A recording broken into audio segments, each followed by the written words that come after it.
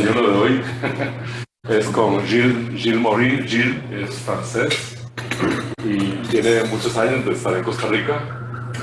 Tiene un palmarés interesantísimo en materia de formación. Él es ingeniero en computación, en telecomunicaciones, tiene maestrías en ambas disciplinas y también ha trabajado el tema de mercadeo y se interesó, así fue como lo conocí hace unos 12 años más o menos, un poquito más, cuando él hacía su maestría en psicología industrial y organizacional. Trabajó en Continex cuando René era gerente, así que muchísimos años, hace más de 10 años estabas ahí, y ha trabajado en empresas consultoras como Deloitte, ¿verdad? Tiene ya tiempo de estar trabajando con Deloitte, y en Francia, donde estuvo haciendo una especialización en mercadeo digital y trabajando en temas de ver lo que está en la frontera de las tecnologías de telecomunicaciones.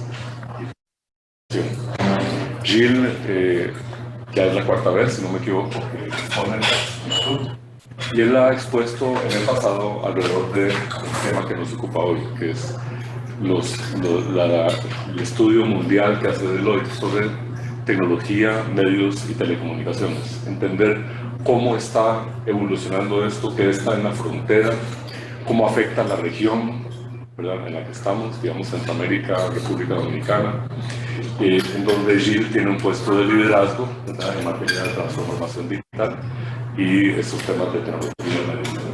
Entonces, Gilles no nos va a contar el cuento, sino que nos va a interpretar el cuento. Entonces, bienvenido Gilles, muchas gracias por estar de nuevo con nosotros. Él viajó a Costa Rica para estar estos días por acá y muy gentilmente tuve la oportunidad de compartir hoy. Buenos días, muchas gracias Nacho por la presentación y a Roberto del club por la oportunidad de compartir este momento con ustedes. Cada año, al principio del año, Deloitte desde hace ya 18 años publica un documento, un estudio de tendencias a nivel global sobre temas de tecnología, medios y telecomunicaciones. Yo recuerdo hace muchos años cuando se presentaba eso, todavía había unas miradas que se quedaban inquietas, qué relación tiene el tema de medios, de televisión o prensa escrita con el tema de empresas que fabrican dispositivos para conectarse a internet. Se veían todavía como mundos muy separados y pues hemos visto con el paso de los años cómo las cosas han cambiado y cómo ha habido una convergencia, una integración de estos temas. Este estudio es el fruto del trabajo de alrededor de 5.000 expertos en el mundo, tantos expertos de Deloitte como clientes de Deloitte que están trabajando en estos temas.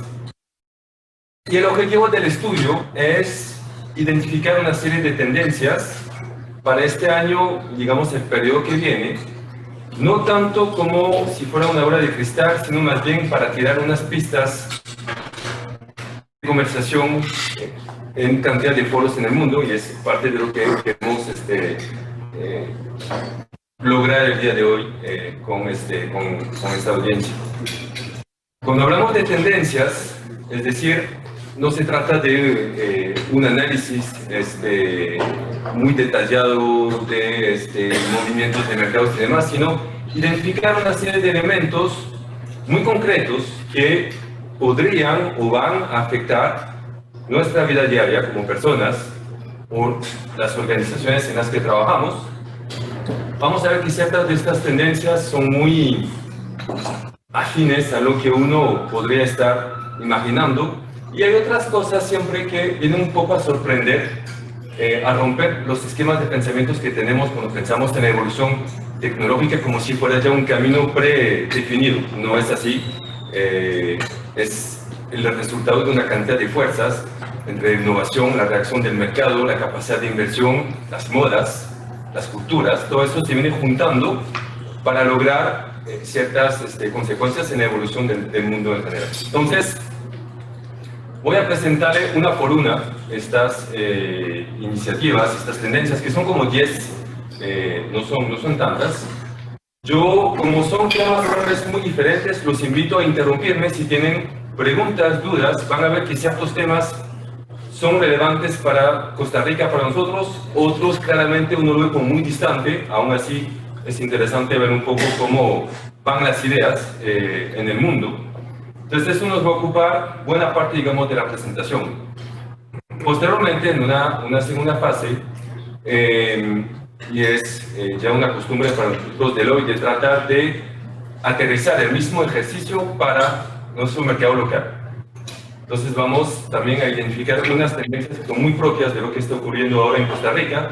De la misma manera, para abrir la conversación, aplicamos la misma metodología en base a la información que podamos recibir del mercado, para tratar un poco de proyectarnos y en base a eso tener una reflexión sobre cómo prepararnos, cómo organizarnos hacia estos retos. Ok.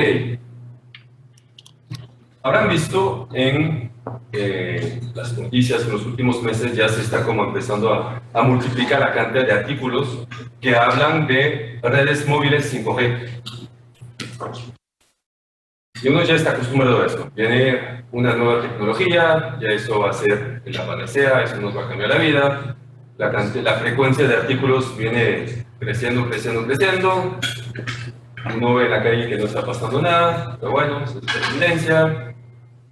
Realmente nadie está hablando más de eso y es ahí cuando empezamos a ver un poco los fenómenos. Entonces, con la 5G realmente está ocurriendo un poco lo mismo. El primer fenómeno interesante es que a nivel mundial no existe todavía un estándar técnico de 5G. Aún así, el año pasado, 72 operadores en el mundo han hecho pruebas ya piloto de redes 5G con mucho en Asia, con implementación y con pruebas. ¿Por qué mucho en Asia? Habrán posiblemente escuchado muchos ruidos en las últimas semanas acerca de la empresa Huawei. Por temas, es muy complicado saber, hay temas de geopolítica. Lo que sí es cierto es que Huawei, por mucho, es el líder mundial en temas de 5G y eso también nos lleva a poner a China en la mesa en un lugar donde no estamos acostumbrados a ver este país. Entonces, obviamente hay roces que se generan en base a eso. El tema es que para el próximo año se anticipan que 20 operadores en el mundo ya van a estar lanzando comercialmente sus ofertas 5G, que no es la gran cosa.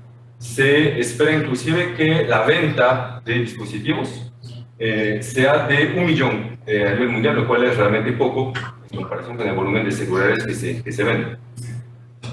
Entonces, ¿qué significa eso? Que es una tendencia que va, claramente. No va a ser un boom desde el inicio, inclusive hoy, bueno, ya estamos todos acostumbrados a las redes 4G. Las redes 4G fueron lanzadas industrialmente, comercialmente, en el 2009.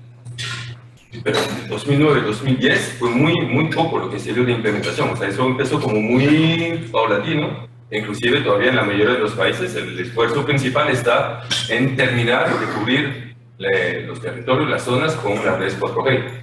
Entonces, posiblemente la tendencia, digamos, es que se vea un fenómeno bastante similar, que vamos a tener un avance muy progresivo. Como les decía, este tema de Huawei, cómo se esté gestionando entre los países. Estados Unidos claramente como que trató de frenar, digamos, la posición de la empresa. En una primera instancia, los países occidentales tomaron una posición muy, digamos, de seguir la política de Estados Unidos. Posteriormente hubo como un cambio un poco de opinión, en particular Inglaterra, que decidió al final sí trabajar con Huawei. Ellos no encontraron ninguna razón para no hacerlo. Entonces, bueno, todavía están estos debates que pueden un poco alargar lo que es la evolución de esta tecnología, o sea, su difusión por lo menos, pero no hay duda de que de ahí a 5 años ya sea una realidad a nivel mundial lo que es la evolución de la implementación y el acceso a 5G. 5G, dicho de paso, nos acelera la velocidad con respecto a 4G de un ratio entre 10 y 100 veces más rápido de lo que conocemos con 4G. ¿Por qué pasar a una generación siguiente? ¿Por qué más velocidad? Muchas razones para eso. Necesitamos banda ultra ancha en todas partes y la instalación de fibra es costosa. Uno piensa en particular en un país como este, donde no hay, o sea, no hay mucha densidad de población. Puede ser una, digamos, una alternativa interesante a lo que es el tirar fibra por otro lado. Esa es una. La otra es, evidentemente, todos hemos visto cómo se multiplican en los hogares la cantidad de dispositivos que se conectan a Internet, computadoras, teléfonos inteligentes, tabletas, televisores inteligentes, cámaras de seguridad, bla, bla, bla, bla, bla. Y esto nos lleva directamente a otro mundo que viene ahí, es el de 5G. Perdón, de la Internet de las cosas. Necesitan más torres. A nivel de torres físicas, no. Lo que es la densidad de redes no se necesita, pero hay una, digamos, en cuanto a arquitectura, es una filosofía un poco diferente. Lo que se va a buscar es hacer lo que llaman un mesh, es decir, que se complementen las redes. Entonces, las redes 5G van a aprovechar la misma infraestructura, digamos, que lo que hoy es 4G, pero también hay posibilidad de desarrollar lo que llaman PUCs, que son pequeñas antenas que van a replicar una señal y que pueden estar, por ejemplo, metidas en un módem, en una casa que no se dé cuenta para reforzar la señal en ciertas zonas. Entonces, hay como una cobertura que se hace no solamente con las antenas, sino con una serie de dispositivos. Sí. Mencionaste Huawei como uno de los jugadores, qué sé yo, otros jugadores como los surcoreanos, japoneses, europeos. Están entrando, pero hay un liderazgo tecnológico de Huawei en 5G.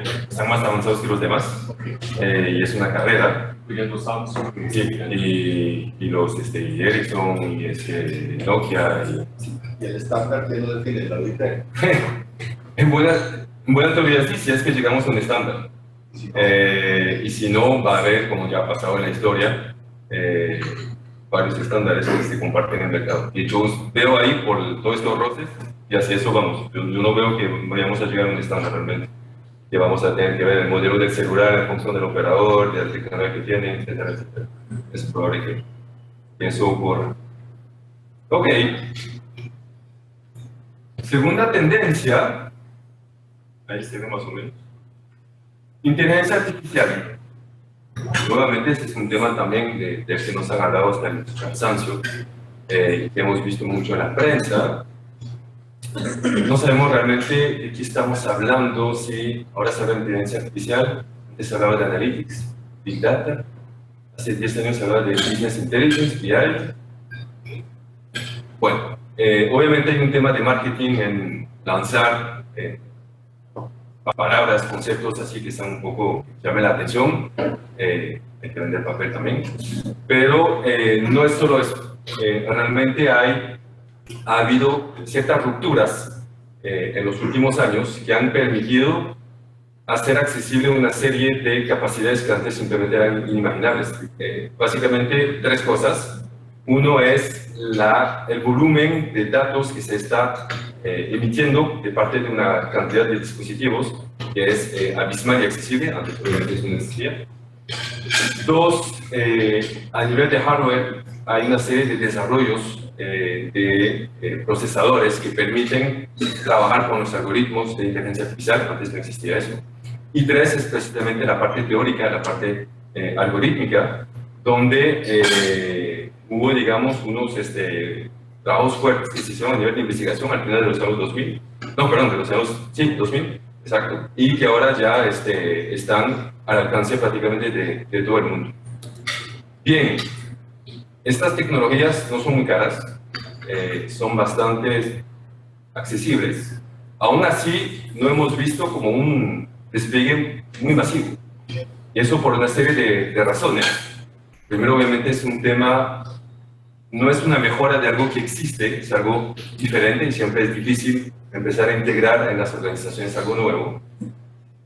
Aquí hay un dato, dice que se ha calculado que el retorno sobre la inversión de una implementación de inteligencia artificial en una empresa para aprovechar el análisis de datos y mejorar ciertas cosas en cuanto a la eficiencia es de un 16%, por este número claramente interesante. Obviamente depende de los casos, va a ser más o menos en función del tipo de aplicación.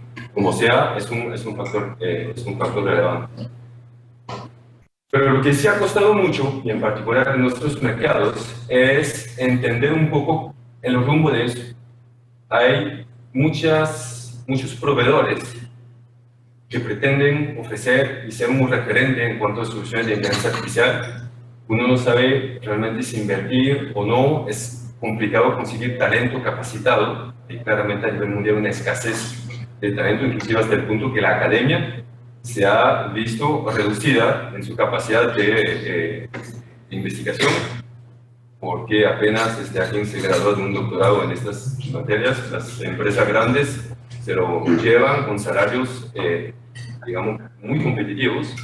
Y bueno, eso ha ocurrido y ha generado como un cuello de botella en lo que es la dispersión, la difusión de esta tecnología.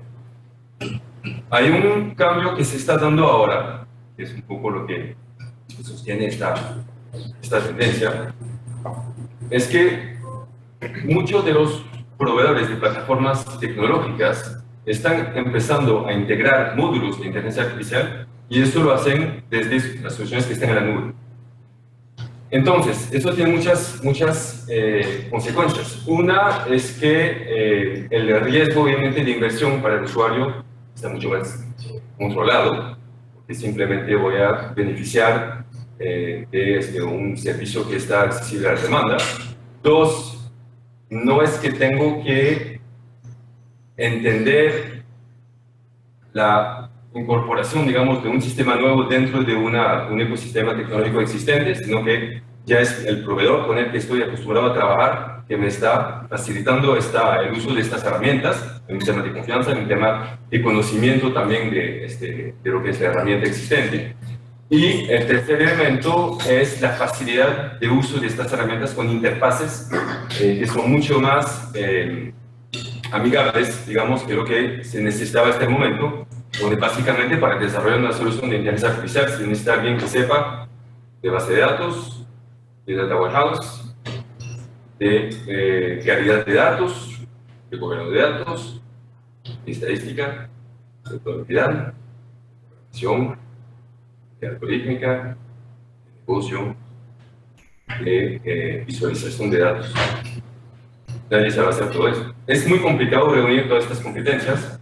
Entonces, muy conscientes de este reto, las empresas desarrollan estas interfaces para facilitar que uno no tenga que perder tanto tiempo en el tema de la programación pura para poder manipular lo que son los datos en base a ciertas, herramientas lógicas, algoritmos que ya están en el sistema.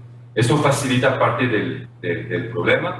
Aún así, permanece un tema muy clave con el éxito de la inteligencia artificial, es que los usuarios de estas herramientas tienen que entender muy bien el negocio y tienen que entender muy bien estas herramientas de inteligencia artificial para no usarlas mal.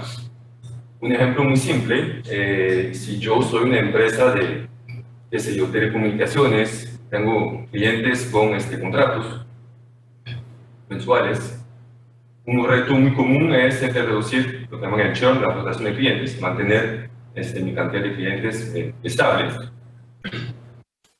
Y entonces puedo analizar los datos para ver por qué la gente se me va, etcétera, etcétera. Así, dicho así, es bastante fácil de entender. Entrando en detalles, ya vienen preguntas más complicadas. ¿Qué significa perder un cliente? Si alguien se me va 2 meses y regresa, ¿lo perdí o no lo perdí?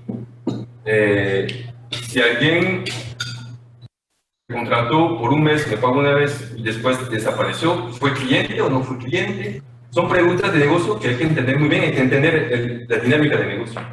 Eso es la parte de negocio. Y la parte tecnológica, tengo acceso a una gran cantidad de algoritmos para manejar este tipo de cosas. Y estos algoritmos tienen variaciones y tienen variables que se pueden configurar. Y en función de cómo se configure, puedo obtener resultados muy diferentes.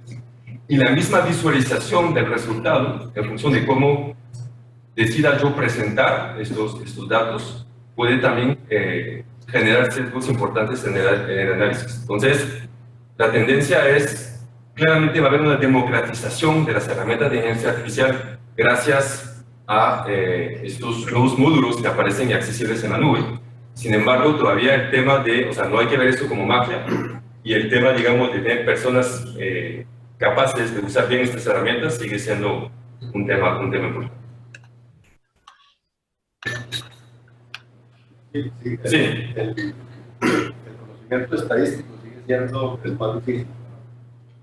Lo que están haciendo es análisis multivariable. Sí. Por escondido. Bueno, vamos a ver. Yo creo que eso era el caso hasta hace unos años, pero de lo que he visto en los últimos años ya no es así. Ahora la clave es conocer los packages, las librerías de algoritmos que ya están ahí. No necesariamente entender cómo está programado, cómo está diseñado el algoritmo, pero saber cuáles son las variables, saber qué impacto tiene configurarla de una forma u otra. Y con datos históricos, vos puedes ver si lo entrenaste bien o no. Exacto. El modelo es bueno. Exacto, pero esto es más como entender, saber interpretar los datos, pero la parte de diseño puro, digamos, de la herramienta, ya eso como que se está dejando de lado. Ahora efectivamente el tema es saber, y hay sesgos muy fuertes posibles en el análisis estadístico de los datos, claramente. Pero realmente cada capacidad, también necesitamos gente muy capaz en temas de base de datos, o sea, para que tengamos las cosas muy claras. Un proyecto de inteligencia artificial, el 80% del tiempo es para ver cómo están los datos. Es aburridísimo, no aporta nada, pero es así. Porque si todo el mundo ha escuchado el famoso garbage in, garbage out, si yo trabajo con datos que no son confiables, por la razón que sea, el resto no tiene sentido. Entonces tengo que estar muy seguro de cómo se originan los datos, de su calidad, de su actualización, de poder hacer converger fuentes de datos muy diferentes, que a lo mejor tienen formatos que no son compatibles, etcétera, etcétera. Entonces, ese es otro conocimiento que es técnico, que es clave para que todo funcione. Es un conjunto.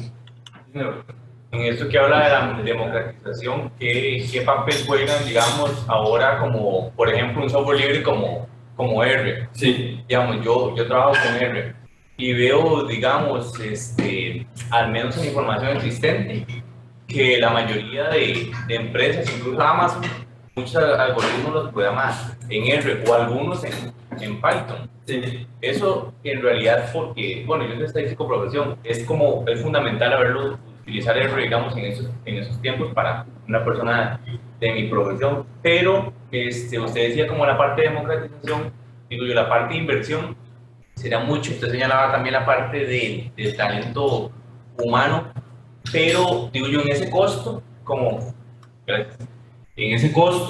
que conlleva toda la parte de la contratación del talento humano, pero no sería un poco más barato ahora con el uso de esas herramientas, que ya tal vez no hay necesidad de comprar tanto software licenciado, sino alguien que entienda como es más que todo ese tipo de software, lo que es R y Python. Ok. Hay diferentes niveles ahí, no podemos tratar todo de una vez. Hasta el momento, efectivamente, o sea, la forma más accesible, entre comillas, era trabajar con personas que dominan programación con R, con Python. Lo que hablamos ahora no es tanto ser un experto en programación, sino, además de eso, saber bien dónde están las herramientas, los packages, y saber usarlos bien en cuanto a lo que es la configuración de las herramientas y la interpretación de los resultados. Eso es fundamental. Hasta el año pasado había como dos corrientes un poco que peleaban. O sea, digamos, la forma artesanal de trabajar temas de analytics, simplemente con personas que a partir de R o Python se pegan a la fuente de datos y empiezan a procesar eso y a trabajar en análisis. Y la otra eran sistemas tipo ERP, CRMs, OPI avanzados, inclusive, que ya traen sus herramientas y que automáticamente analizan sus datos. Estos dos mundos están convergiendo. Ahora prácticamente todas estas plataformas grandes están permitiendo trabajar en R o en Python directamente en la herramienta. Entonces, eso te permite, al final, resolver varios problemas. Efectivamente, a nivel de inversión, no es una apuesta que estoy haciendo, simplemente estoy dándome la posibilidad de tener acceso de forma totalmente libre a este recurso que está en la nube. Perfecto.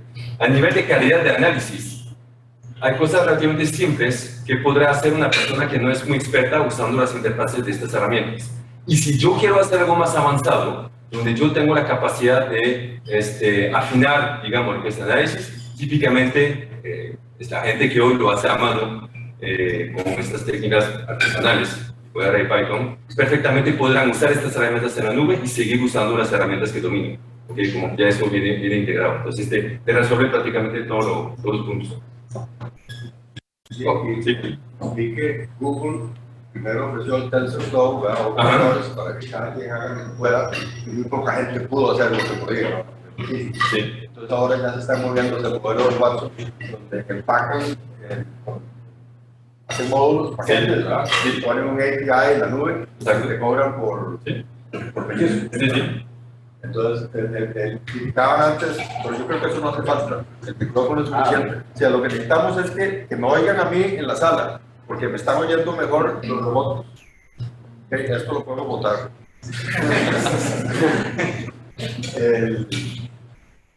O sea, que Google se está poniendo el modelo de negocios de WhatsApp. Sí. ¿Es eso que? Tanto Facebook como Google fueron un poco los pioneros en desarrollar no solamente la parte del software, no hardware inclusive. O sea, Google desarrolló hardware para TensorFlow. Okay. Pero estas capas claramente están quedando atrás en lo que no se va a democratizar. Entonces, obviamente ellos llevan una ventaja que los demás van un poco atrás. Tenemos a los de IBM y Microsoft, ha trabajado muchísimo en lo que es la democratización. Con Azure hay interfaces, digamos, hay una plataforma que se llama, se pone el nombre en este momento, no sé qué estudio, Azure, bueno, en fin, que precisamente es muy plug and play, uno maneja el flujo de análisis moviendo las cajitas y en función de eso ya se trabaja automáticamente. Entonces, creo que no, son temas diferentes, es decir, uno es un poco la ingeniera que está detrás, donde claramente Facebook y Google hicieron lo posible para que los expertos de la industria en general trabajen con sus herramientas y han logrado crear comunidades muy fuertes en estos dos puntos. Y ahora viene un tema más de industrialización, más comercial, donde borrón y cuenta nueva y ahora todo el mundo está entrando, IBM, Microsoft y eso también para hacerlo, pero también Amazon también está ofreciendo una serie de facilidades en la nube para facilitar eso. Hablando de Amazon, hago la transición con esta tendencia siguiente. ¿Se acuerdan ustedes cuando en los smartphones empezaron a hacer mucha bulla con estos software que venían, se llama Siri, si era Apple, Cortana, Microsoft y el otro Google Now, Android, que son estos asistentes vocales, que uno le habla al teléfono y el teléfono le da vocalmente una respuesta a una búsqueda que hizo por Google o este tipo de cosas. Nadie ha usado eso. Fracasó la cosa, no funcionó, no pegó. Y entonces, eso como generó muchas preguntas en la industria. ¿Por qué es que las personas no están usando eso? ¿Por qué las personas prefieren seguir usando interfaces incómodas de teclear en una pantalla chiquitita en lugar de hablar y tener algo que se parezca a una conversación con un teléfono? Pues mientras la gente estaba como tratando de contestar esta pregunta, apareció Amazon, el famoso Echo, Alexa, que se está posicionando como líder en este mercado de estos altavoces que se ponen en las casas y que sirven para una serie de cosas, pero esta interfaz es un formato muy diferente a lo que nos estamos imaginando. Está generando la confianza y las personas las adquieren y las están usando. Yo vi hace poco inclusive que ya lo están liberando para México, lo cual significa que está bien en español. Y hay competencia también que está entrando fuerte en eso. Crecimiento de mercado se está pasando 2018 de 4 billones a 7 billones 2019, es un crecimiento de más del 60% en un año, bastante fuerte. Interesante ver que el mercado donde hay más penetración los dispositivos no es Estados Unidos, que tiene 19%, parece bastante, sino China urbana, las ciudades de China, que es como el 30-40% de la población de China. 22% de sus hogares tienen estos dispositivos. Es muy fuerte la penetración que tiene su encima. Aparte de escuchar música a la demanda, estos dispositivos sirven, la gente los usa para tener información sobre el clima, para programar ciertas actividades, para hacer búsquedas simplemente o para entretenimiento de forma general. Lo están poniendo en el cargo ya, ¿verdad? Sí, correcto, también. Hay un estudio que habla de cómo Amazon está manejando el tema de las marcas, los private labels, usando el tema de la tecnología hablada, ¿verdad? Donde básicamente vos le preguntas al aparato qué es lo que estás buscando y ellos están programados para contestarte qué es lo que te quieren vender, ¿verdad? Digamos, eso es algo Sí. que muchos fabricantes tienen mucho miedo de que esta tecnología se masifique. Que obviamente quien está contestando es el que está recomendando los private labels que están comprando. Como American Airlines antes, ¿te acuerdas? Salida primero. Y un comercial funciona súper bien. Hoy el Zoom, venía oyéndolo de camino, funcionó perfecto desde el inicio, se oía bien y todo, entonces vale la pena el esfuerzo que estamos haciendo para usarlo. Exactamente, funcionó. Excelente, excelente. No, y Amazon además, no recuerdo el nombre que le pusieron a estos pequeños dispositivos que vienen asociados a un producto y cuando está el logo encima, y cuando, no sé, un detergente ya no lo tengo, simplemente presiono el botón y se genera el pedido automáticamente con la entrega en casa. Claramente Amazon se está aplicando ahí un pedazo de la cadena de valor que están agarrando, con muchas consecuencias que puede tener eso. Bueno, tendrán acceso a esta presentación, no voy a entrar en todos los detalles, simplemente para que tengamos en cuenta de que entre los dispositivos inteligentes, hablamos del inicio de la red 5G, de ahora estos altavoces. Evidentemente lo que estamos viendo es como poco a poco en nuestra vida cotidiana se van multiplicando los dispositivos con sensores, sensores que son simplemente de escuchar, de medir una temperatura o de tener una grabación, un video con análisis de lo que está en el video y demás. Y vienen cada vez más dispositivos que van a alimentar sistemas de información inteligentes, conectamos esto con la inteligencia artificial para llegar realmente a tener algún ente, para poner este nombre, que nos va a acompañar en la vida cotidiana, en el trabajo, para facilitarnos la toma de decisión en muchas cosas. Y uno puede ya imaginar, o sea, estas tecnologías ya están disponibles, de que, por ejemplo, en la mañana uno se vea despertando en el mejor momento porque el colchón de la cama está analizando el tipo de sueño, entonces va a generar un leve movimiento cuando es el momento más oportuno, con los compromisos de uno del día y cómo está durmiendo, con un despertar que se va a hacer, inclusive con emisión de ciertos olores en función del humor que el mismo sistema está calculando por el ritmo cardíaco y la temperatura, este tipo de cosas, y la evolución del humor de uno por ciclos, que también está logrando el sistema anticipar con eso, proponer la ropa, proponer la comida del día en función de cómo uno anda a nivel de salud, a nivel anímico y demás. Vamos a tener muchas respuestas a preguntas que ni siquiera nos estamos haciendo. La tecnología ya está, las redes ya están, y digamos, la aceptación de las tecnologías va muy rápido, entonces hay que tener una visión integrada de todos estos elementos que estamos viendo. Sí. Ya está la presentación en el sitio web. Bueno, perfecto, excelente. Gracias. Sí, perdón, en esta anterior. Y es que hay ticos o más ticas investigando en temas de sentimientos, pero también en desarrollo de esto que acabas de mencionar. Tecnología que asiste a personas mayores, ¿verdad? Como nosotros, ¿verdad? Sí, sí.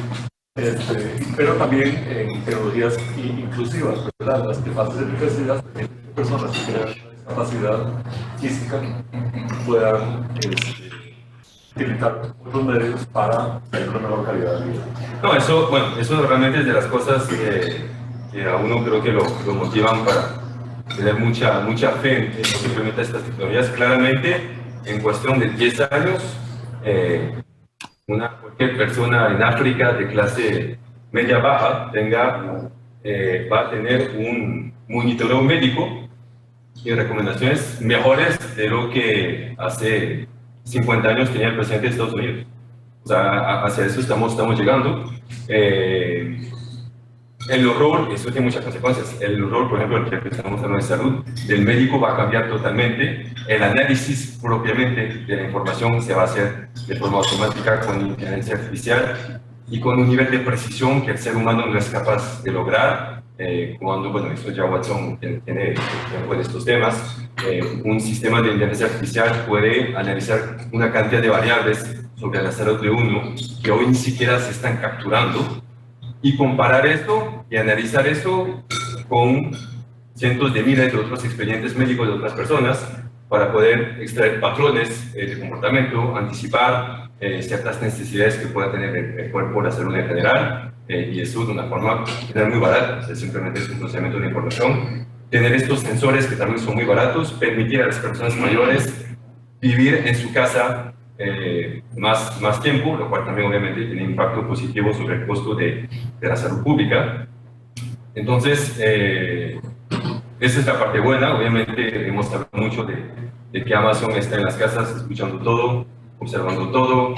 Ellos aseguraban, no sé si vieron este caso, aseguraban de que únicamente cuando uno llama a Alexa, Alexa se activa y se graba la cosa. Pero hubo en Estados Unidos un caso de un señor, creo que, o sea, un tema de violencia doméstica, creo que terminó golpeando a su mujer y no sé si la mató, o sea, algo terrible, y estaba el aparato ahí, y entonces, después de la pelea y de toda la cosa horrible, como que habló la bocina, como si estuviera activa, y entonces ellos dijeron, hay una prueba de la conversación que hubo, de qué fue lo que pasó, etcétera, etcétera. Hicieron presión sobre Amazon para obtener la grabación de eso, y obviamente Amazon dijo que ahí no había absolutamente nada, pero había algo. Entonces, bueno, muchas preguntas. Gilles, Sí. ahí, ahora que mencionabas el tema de los sensores, una de las tendencias que va a cambiar también es la forma de negociar con los fabricantes de medicina. Obviamente ahora el tema de la adherencia a los tratamientos y la eficiencia de los tratamientos con información es totalmente un game changer, ¿verdad? O sea, no es lo que el fabricante te dice, que su medicina cura en qué porcentaje, es lo que la data real te demuestra que tu medicina en Costa Rica está funcionando. Y eso cambia radicalmente la forma de negociar con los que venden medicina. Y va más allá de eso, y me estás conectando con una que viene después, que es lo de la impresión 3D, donde más bien va a haber posibilidad de fabricar medicinas a la medida, personalizadas. Pasemos un poco al tema de medios. Todos sabemos que la televisión en general se está viendo muy afectada por la explosión de la cantidad de medios y de fuentes de entretenimiento. Todo lo que se llamaba antes OTT, ahora bueno, Netflix prácticamente, o Spotify, que se ubicaron como actores fuertes en estos temas, las redes sociales ni hablar, la cantidad de horas que pasa la gente en estos medios. Entonces el tiempo pasado frente a la televisión se ha reducido. Aún así, en Estados Unidos, los datos, eso es puramente Estados Unidos, estos datos que están ahí, es impresionante ver no solamente que, o sea, como que el tiempo se está reduciendo, pero hay un bloque que permanece intocable, es el deporte. La gente ve deporte a lo loco, o sea, son más de 2 horas al día, en promedio en Estados Unidos, lo que la gente en general ve deporte, más hombres que mujeres, pero aún así bastantes mujeres. Eso es, obviamente, para lo que es el mundo de la televisión, está en una mutación muy fuerte, una necesidad de enfoque estratégico absolutamente fundamental. Y no es simplemente el tema del deporte como tal, es deporte como experiencia, donde más bien se empieza a considerar la experiencia de ver deporte no simplemente como consumir un contenido visual, sino más bien empezar a interactuar. Ya eso se está haciendo desde hace tiempo con redes sociales, pero ahora mucho con el tema de apuestas. Gran parte de las personas que ven partidos entran en el juego, en la forma de jugar es apostar. Entonces prácticamente todos los que apostaron un juego van a ver el partido, y entonces hay una integración en estos dos mundos, con obviamente una fuente de ingreso ahí muy fuerte. Eso se está viendo como una forma de reducir lo que se llama en inglés el cord cutting, la gente que deja de pagar es televisión por cable para simplemente comprar una suscripción a internet. Ahí hay, digamos, una brecha para para los próximos años, para lo que son todo el sector de la televisión en general, para recuperarse un poco. Un poco de la mano con este fenómeno de la experiencia del deporte virtual, está lo que se llama esports, que son competencias deportivas en videojuegos. Eso no es nuevo, es algo todavía pequeño.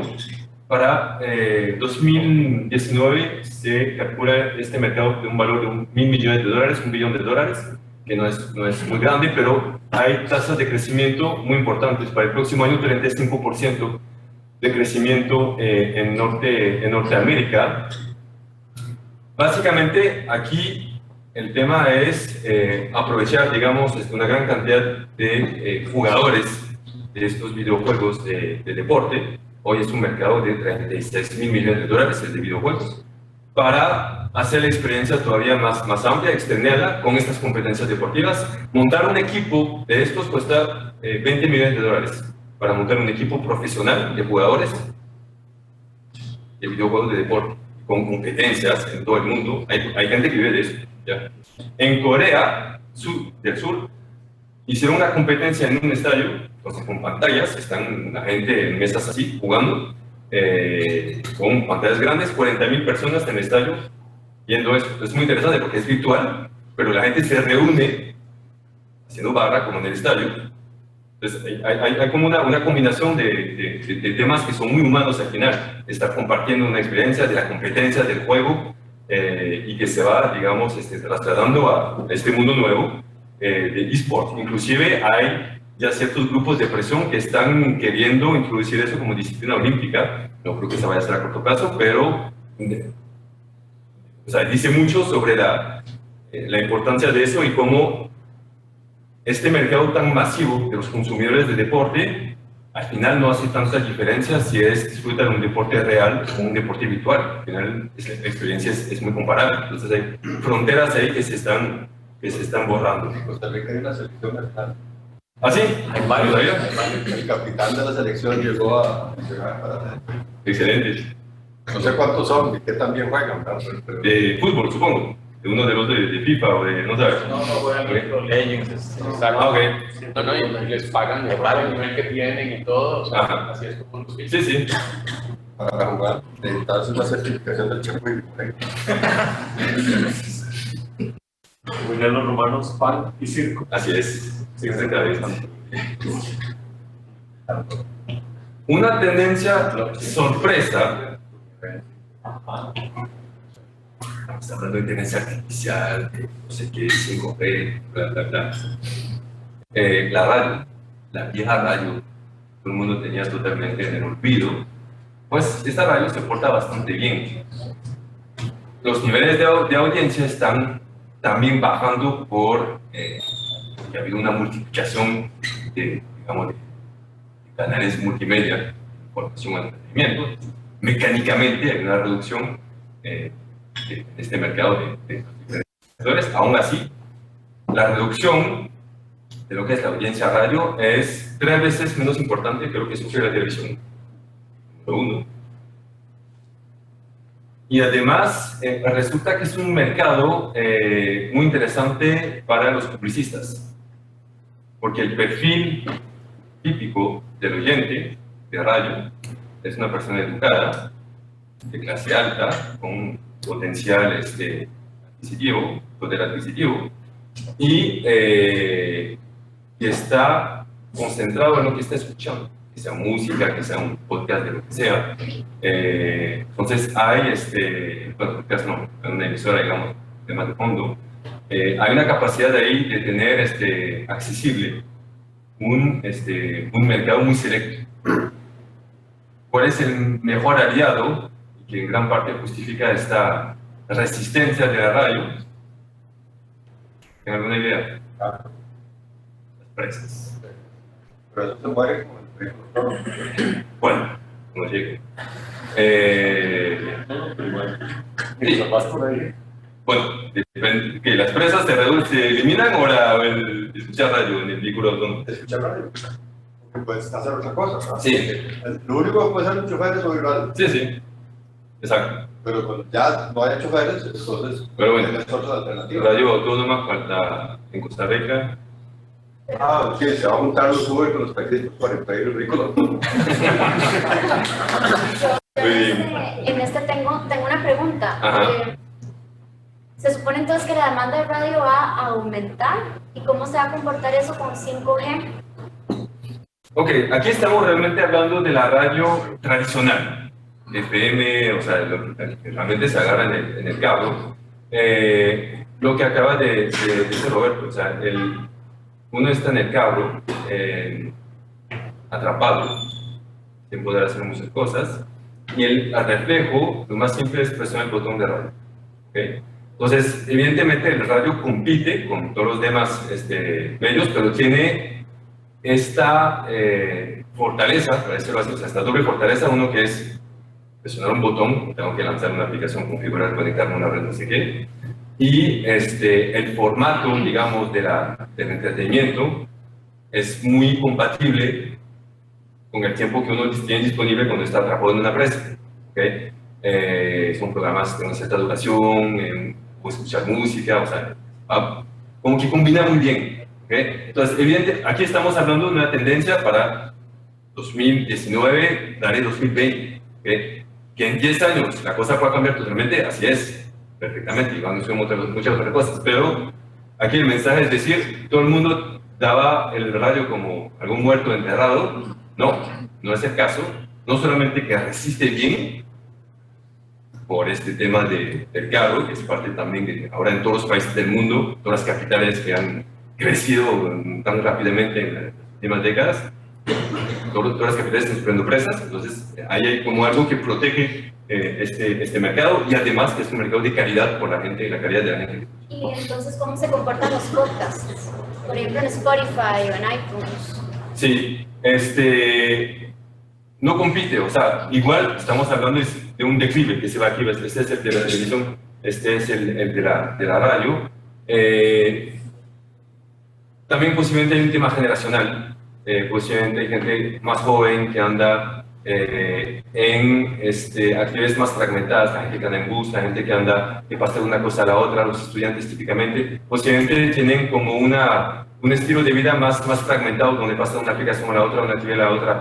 Aquí estamos hablando de alguien que está en un carro atrapado por 1 hora, 2 horas, y entonces simplemente se está observando eso, pero tienes toda la razón, es decir, los podcasts vienen a competir también con este podcast. Yo personalmente en carro no escucho radio, escucho podcast, no entro en eso, pero hay un grupo fuerte que está, digamos, cuando se va sumando, representa un mercado interesante y como les decía, eso en particular pensando en los publicistas que a lo mejor muy emocionados por todas estas cosas de nuevas tecnologías que todos estamos hablando, podrían como estar dejando afuera este mercado.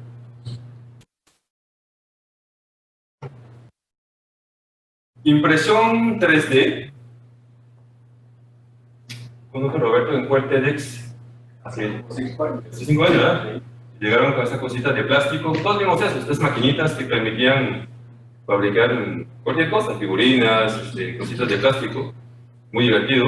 Uno veía la máquina haciendo el trabajo en vivo. Y con el mensaje de que a todos vamos a tener en nuestras casas estas máquinas para hacer cualquier cosa, fabricar objetos, hasta desean cocinar, fabricar zapatos, la medida, etcétera, etcétera. No ocurrió. En el 2015-2016 el crecimiento ha sido de 5 o 6% anual de estas máquinas. Claramente no funcionó la cosa, no correspondió a ninguna demanda. ¿Por qué? Pues posiblemente porque la capacidad de estas máquinas de dar un plástico blando, a partir de hacer figurinas divertidas, ¿para qué sirve? O sea, es bastante limitado. Y bueno, eso se quedó así. Lo interesante es que a partir de 2017, y de forma casi exponencial, viene un repunte de estas tecnologías, pero con otro enfoque. No para un tema de democratización de estas maquinitas en la casa, sino con un uso más industrial. Estamos hablando ahora del tema de la salud, pero de forma general para la industria, poder fabricar un objeto como prototipo para hacer pruebas sin tener que afectar una cadena de producción, eso es algo muy valioso. Y eso hace sentido en la medida de que, y eso es lo que provoca esta disrupción, podemos verlo así, eso es posible en la medida de que esta máquina, esta imprenta 3D, pueda trabajar sobre materias que sean nuevas, que sean un poco más amplias, digamos, que siempre plástico, metales en particular. Eso es y tipos de plásticos también más sofisticados. Eso es lo que se está dando. Entonces, se ve un crecimiento muy fuerte, llegando a un mercado de $3.000 millones para el 2020. Entonces, máquinas más rápidas, también será muy lento para ver esta cosita que va poco a poco, trabajando más rápido, con más metales, más materiales, en particular metales, y una capacidad, digamos, de trabajar también a escalas más grandes, hacer objetos más grandes que tenemos. De la función de estas tres cosas están dando un nuevo boom para esta tecnología, pero con un enfoque más de empresas, menos de personas. Computadoras cuánticas, ¿han escuchado eso? ¿Saben qué es? Nadie sabe. Nadie sabe. Eso realmente Deloitte lo puso en la lista de tendencias, pero no está pasando realmente gran cosa en el 2019 como para decir, wow, eso es la tendencia. Sin embargo, es muy interesante haber escogido poner el tema de la computación cuántica en las tendencias, porque posiblemente a nivel de investigación tecnológica, de la que estamos viendo, abarcando todos los temas que conocemos, es el más disruptivo, es el más incierto. Es poco común, normalmente estamos acostumbrados a ver, bueno, viene una tecnología y va a pasar per cosa, más o menos tiempo va a tomar, pero ahí va. Con eso realmente no sabemos cómo lo vamos a lograr, si va a funcionar, si no va a funcionar. Hay un gran esfuerzo a nivel de investigación que está avanzando. Entonces es importante tenerlo a la mira. ¿De qué estamos hablando? ¿Qué es la computación cuántica? No voy a hablar de hardware porque ya es un tema que tiene que ver con física atómica, bueno, pero digamos que el tema es que en lugar de trabajar los cálculos sobre bits, son 1 o 0, se está haciendo el trabajo de cálculo sobre elementos que llaman qubits, que pueden ser o 0 o 1 o cualquier valor entre los dos. ¿Qué significa eso? De que cuando se hace, por ejemplo, una operación o se aplica un algoritmo sobre una secuencia de datos, si yo lo hago con un procesador tradicional, es un trabajo iterativo. Si yo quiero trabajar más rápido, hacer paralelismo, voy a poner varios procesadores y cada uno va en paralelo. Eso es lo que hoy sabemos hacer con las tecnologías tradicionales de procesadores. Con la computación cuántica, los cálculos se hacen prácticamente de forma inmediata sobre una cantidad, o sea, la capacidad del procesador se define por la cantidad de datos que puede tratar, que puede ser prácticamente infinita, y eso es lo que va creciendo conforme la investigación va avanzando. Y una vez, digamos, que el procesador es capaz de manejar esta cantidad grande, los cálculos se hacen de inmediato, no de forma iterativa, que es un paralelismo total que permite lograr velocidades en los cálculos que hoy no existen. ¿Para qué sirve eso? ¿Para estas computadoras sustituirlas? No, para nada. Eso claramente viene a competir, entre comillas, o a mejorar, mejor dicho, lo que es el mercado de supercomputadoras. Aquellas que se usan para calcular fenómenos de clima, anticipar el clima. Por ejemplo, bueno, esa es otra. Para criptografía hay gente inclusive que empieza a pensar que el famoso Bitcoin, que todo el mundo ve como algo muy protegido, con este tipo de tecnología, perfectamente podría, no sabemos, pero en el papel es imaginable, digamos, de que se llega a romper las claves de encriptación de Bitcoin, por ejemplo. Eso sería también una consecuencia difícil digamos, de imaginar, pero que podría ser bastante importante. ¿Para qué puede servir esto? Por ejemplo, y de nuevo regresando al tema de la medicina, la biología en general, para poder entender bien el funcionamiento de la materia hay que hacer análisis a nivel atómico, con una cantidad de datos que hoy simplemente no somos capaces de analizar. Cuando se logra analizar hasta este nivel de información, se puede llegar a crear nuevas materias, con todo lo que eso puede tener de impacto a nivel de la industria en general. Entonces, claramente eso es un tema de interés para el mundo de la investigación y de la ciencia, pero con en cascada un potencial para nosotros de ver aparecer cosas totalmente hoy inimaginables. ¿Para cuándo se va a ver eso? No hay claridad claramente, pero hoy de hecho existe ya hay un proveedor alemán que puede ser el primero, pero puede hacer cálculos con un algoritmo muy específico y sobre una cantidad de qubits bastante limitada, pero bueno, demuestra que la tecnología funciona. Para tener ya una aplicación un poco más interesante, se calcula que por ahí del 2030 podría empezar a verse aplicaciones de computación cuántica. Dos temas más, las últimas dos tendencias que tienen que ver, antes de hablar de Costa Rica, a nivel mundial, que tienen que ver con China. Como que parece que nosotros nos estamos despertando. Al principio todo el mundo decía, no, es que China son copycats, agarran una tecnología y la copian. Entonces Alibaba es una copia de Amazon, lo mismo. Y así sucesivamente, ¿verdad? Para todas las tecnologías. Ellos no innovan, ellos copian. Entonces están atrás. Bueno, entrando un poco más en detalle de eso, es cierto que Amazon fue un precursor, un líder en este tema de comercio electrónico, y que fue una idea que llegó a China. Pero no fue que surgió Jack Ma para decir, yo voy a hacer en China, me voy a adueñar de esta idea y voy a hacer una copia china, para hacer Alibaba o AliExpress. No fue así.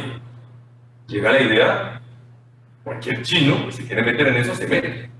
Y no sale una copia de Amazon, salen 10.000. Y se pelean hasta la muerte, con niveles de agresividad que son muy, muy superiores a lo que hay en California.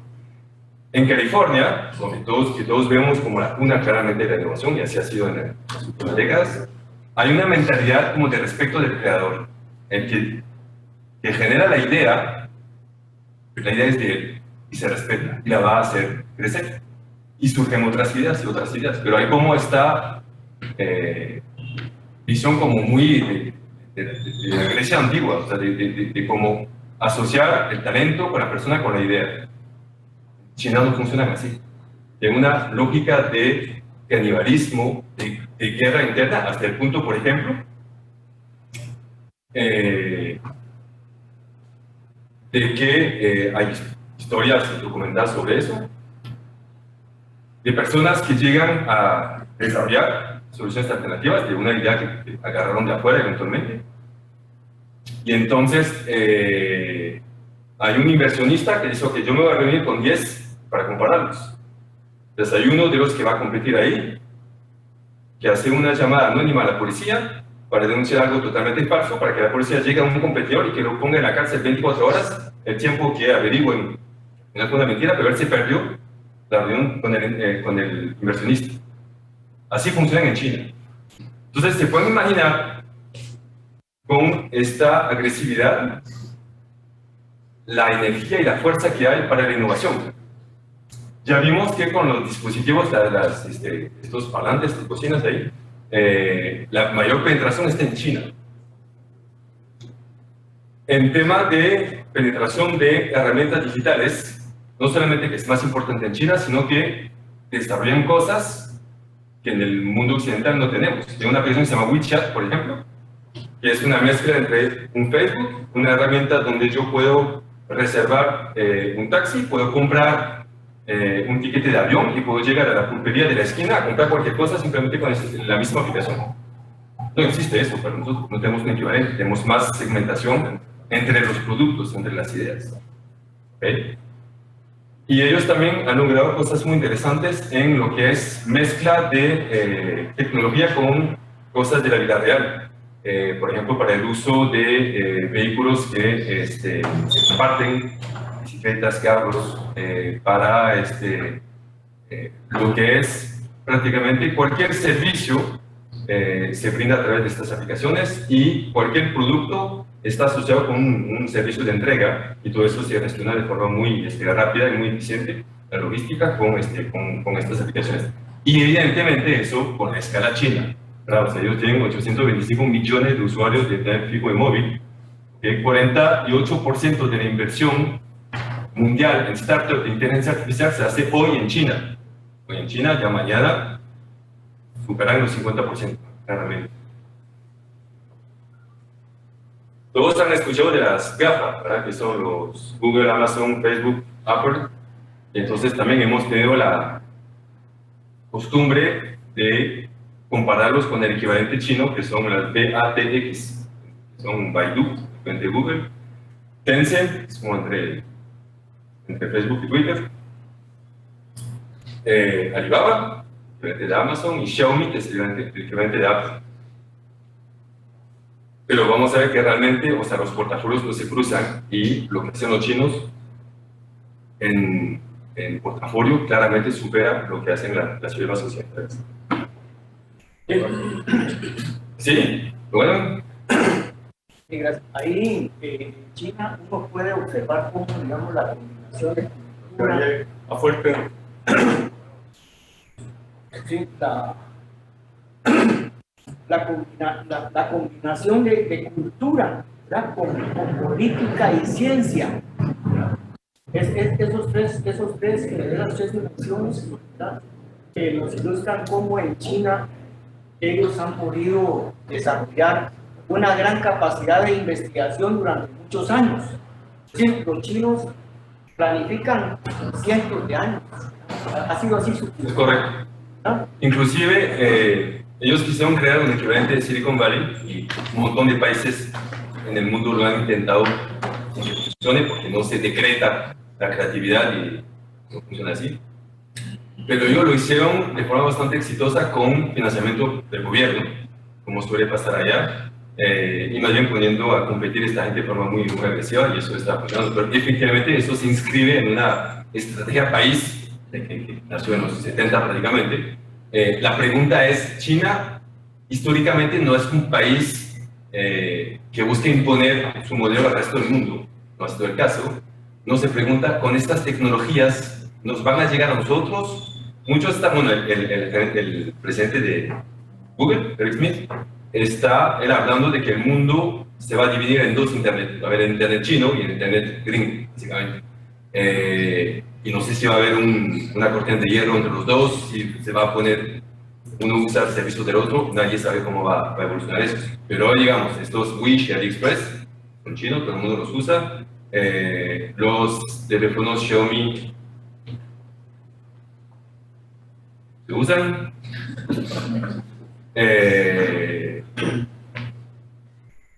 Las aplicaciones que son simplemente de transacción no, porque eso depende de un sistema bancario, un sistema local. Todavía no hemos visto que venga a competir con Facebook, con Twitter, con Google. Pero son grandes preguntas. Sí. Yo quisiera añadir un par de cosas. Una es, viendo las estadísticas de las personas que hacen posgrados en computación en Estados Unidos, desde hace más o menos de aquí unos 25 años para atrás, más o menos el 55% de los estudiantes de posgrado en computación son asiáticos. Y de estos la gran mayoría vienen de China o de India. Ahora, China ha sido mucho más agresiva en financiar la repatriación de personas con doctorado y con maestría hacia China y darles oportunidades de crear negocio. Pero aquí en el club hace unos 5 años expuse una lámina, una conferencia en la que hice una lámina el Chief Scientist del US Air Force de Estados Unidos. Y viendo un montón de tendencias, la tendencia más preocupante para ellos era la cantidad de personas que se doctoran en computación en Estados Unidos versus la cantidad de personas que se doctoran en computación en China. Y en China es más o menos 2.5x hace 10 años, ahora es más. La cantidad de gente que hace posgrados y cómo esos posgrados están ligados a la capacidad de innovación. Hay mucha tecnología original que se va a estar desarrollando en China, o ya se está desarrollando en China, que nosotros a lo mejor ni nos vamos a enterar. Sí, hay un complemento importante con respecto a este tema que está tocando Nacho. Este boom de China está siendo posible hoy porque los mayores avances teóricos, en particular inteligencia artificial, ya se lograron. Como les decía, una ventana entre segunda parte de los años 2000 y primera parte de los años 2010, donde ya se lograron avances muy fuertes. Ahora la innovación es más la aplicación de eso a fines comerciales y en la industria, evidentemente donde los chinos son reyes, los chinos son comerciantes por cultura desde hace miles de años.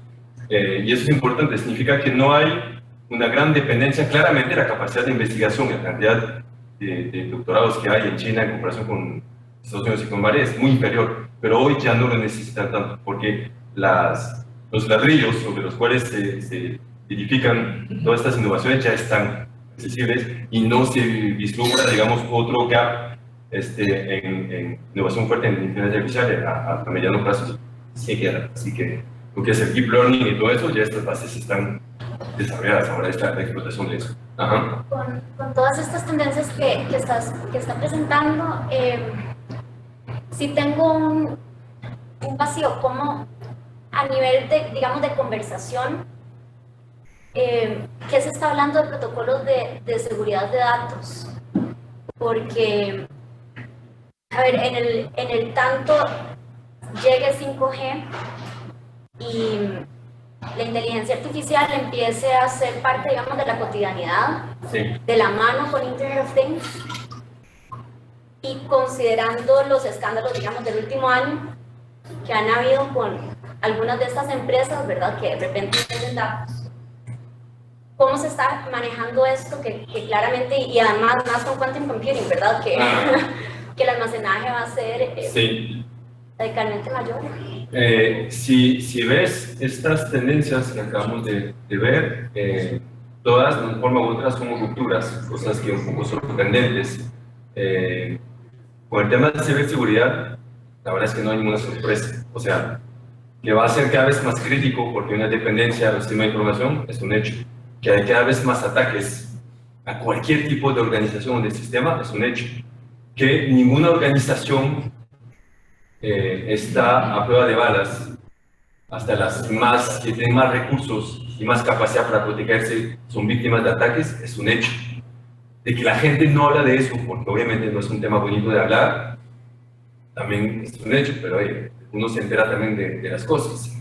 De que estamos en un mundo donde hay más competencia, más conflictos a todos los niveles, y que el tema de la guerra cibernética es ahora un tema mayor, digamos, en lo que hoy, digamos, tenemos, bueno, lo que ocurrió hace poco es un tema que creo que nunca tendremos la respuesta, pero el apagón de Venezuela, hay ciertos investigadores que hicieron el paralelo entre eso y lo que había pasado en Irán hace como 10 años con este virus, exactamente, como que vieron como un patrón similar, que eventualmente este apagón podría ser resultado de un ataque cibernético, nunca sabremos. En fin, no hay, o sea, todos estos caminos, estas tendencias están ya y van a seguir. En este momento no se está visualizando como algún cambio fuerte que podría cambiar esta realidad, o sea, y vamos a seguir con esto cada vez más impactante, digamos. Luis. Tal vez complementando lo que dice Adriana, y nos está pasando ahorita, digamos, con Alexia, en un proyecto de política pública de datos. El tema tal vez de la conversación, no tanto los ataques y los riesgos y todo, sino más bien dentro de la conversación, a nivel de transformación digital lo que tenemos es una brecha de conocimiento importante entre la data personal, la data pública, la big data para poder tomar decisiones, etcétera, y todos los vacíos de conocimiento ilegales, ¿verdad? Pero digamos que la política pública de por sí va a venir detrás. Sí. Pero el vacío de conocimiento probablemente es una de las cosas que en la conversación más deberíamos estar hablando, ¿verdad? Porque cuando uno habla con jerarcas o cuando uno habla con funcionarios privados que tienen información que podría ser valiosa y que se podría compartir, el primer punto es que no tienen claro qué pueden compartir, cómo lo pueden compartir, el tema de anonimizar y de hacerlo agregado, si bien la teoría lo dice, y así debería ser fácil, cuando le toca a alguien que está sentado sobre ese acceso y dice, yo no quiero ser el primero, ¿verdad? Sí. Porque no hay nada que lo obligue, a pesar de que hay un decreto de Open Data, de todo eso, y porque no hay nada que lo respalde, que es tal vez el tema más preocupante, ¿verdad? Que en la conversación no hemos propiciado eso para que se empiecen a producir soluciones. Bueno, obviamente es la otra cara de la moneda, no es ciberseguridad, sino más bien el analítico de la data para ver el potencial de una forma satisfactoria. Aquí dos temas. Evidentemente hay un factor cultural que por más general en América Latina a la gente no le gusta compartir información, no hay confianza, es un hecho. Lo otro es que hay un movimiento que se está haciendo ya a nivel global y uno ha visto, por ejemplo, como Facebook ha estado sufriendo en las últimas semanas, en la bolsa en particular, precisamente porque hay una gran desconfianza en cuanto a cuál es la intención verdadera de Facebook en cuanto al manejo de los datos. La Unión Europea, como lo habrán visto, ya aprobó una ley, se llama RGPD, gracias, que tiene precisamente el propósito de obligar a las empresas que manejan datos de personas, de hacerlo con un marco, digamos, muy controlado, con la aprobación de los usuarios y también con la obligación de atender a un usuario si quisiera, por ejemplo, borrar los datos. Se habla mucho de esta ley, pero hay otra que viene de la mano, que tiene que ver precisamente con el Open Data, es decir, al mismo tiempo, cuando se votó esta ley, se votó otra, no recuerdo el nombre ahorita, que, por ejemplo, obliga a los entes del sector financiero a tener APIs para que cualquier ente externo pueda conectarse a lo que es la información financiera de forma anónima, obviamente, sin tener. Entonces, eso perfectamente le abre la puerta a un Google o equivalente para transformarse en un banco virtual mucho más eficiente de lo que sería de lo que son los bancos actuales. Entonces, hay dos propósitos: dinamizar el potencial de la data, pero hacerlo dentro de un marco seguro y que proteja, digamos, al ciudadano. Hay un dicho que dice, ¿verdad?, que Estados Unidos innova, que China lo vende y que Europa regula. Bueno, ok. Entonces, eso está pasando, pero parece que ahora sí hay voces de personas importantes en el sector de la tecnología en Estados Unidos que sí están también tomando conciencia de eso, y uno ve un poco que el mercado en general, las personas le están dando cada vez más importancia a eso.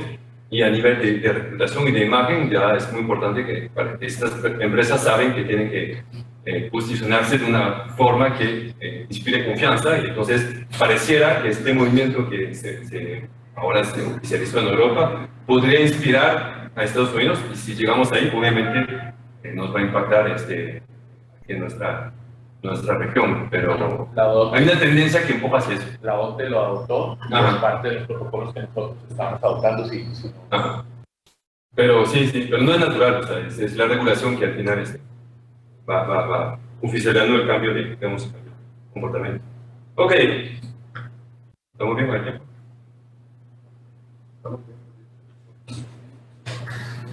Hablemos un poco de Costa Rica. Aquí no voy a presentar tendencias así de tecnología, porque obviamente, o sea, mucho de lo que hay aquí son derivaciones o derivados de lo que hemos visto. Lo que quisiera es exponerles 3 temas que están ocurriendo hoy sobre dinámicas de mercado, para un poco, más bien, provocar la conversación. Repito, lo que está ahí no es ninguna verdad, menos una bola de cristal, simplemente es una perspectiva, pues el que lo van bien, pues el que no estén de acuerdo, de eso se trata, también provocar una conversación para, entre todos, digamos, fortalecer un poco el criterio que podamos tener sobre el tema. Hablemos primero de telecomunicaciones. Obviamente hace poco pues se dio esta noticia impactante de la venta de Movistar en la región a Millicom. Pero bueno, eso es un movimiento más dentro de una línea de tiempo que creo que puede ser interesante que la retomemos para tener un poco de perspectiva. A nivel global, en Costa Rica ocurrió más o menos lo mismo. Entre los años 90 y 2000, digamos que el objetivo de los operadores era instalar redes móviles y lograr cobertura.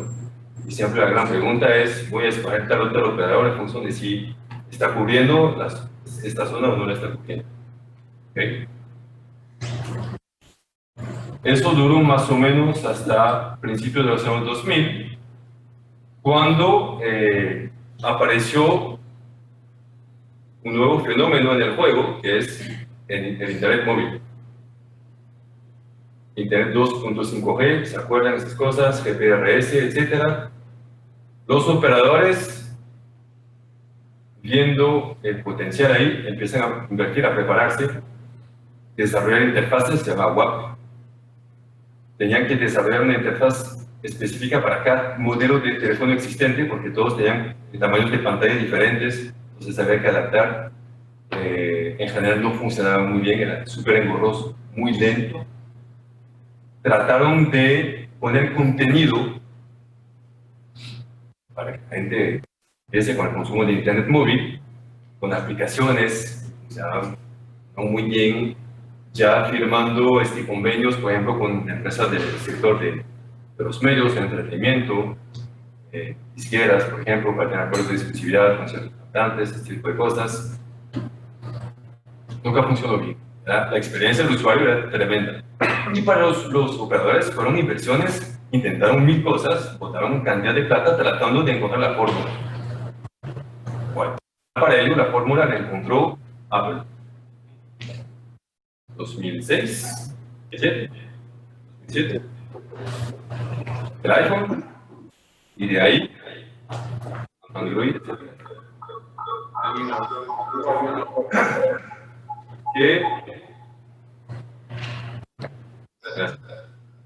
¿Qué significa eso para los operadores?